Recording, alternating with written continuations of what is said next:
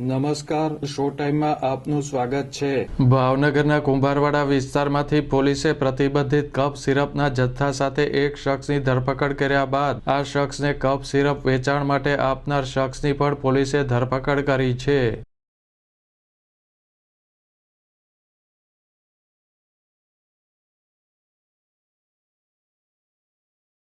શહેરના કુંભારવાડા નારી રોડ વિસ્તારમાં રહેતા શખ્સને બોરતળાવ પોલીસે નશાકારક કફ સિરપની 80 બોટલ સાથે ઝડપી લીધો હતો।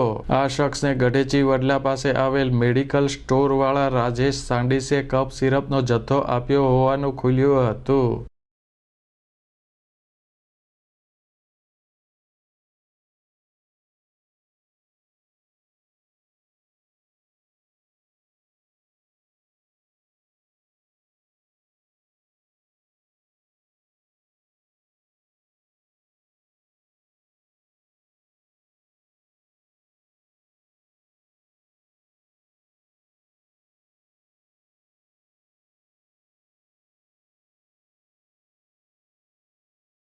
બોરતળાવ પોલીસે રાજેશ સાંડીસની ધરપકડ કરી કાયદેસર કાર્યવાહી હાથ ધરી છે।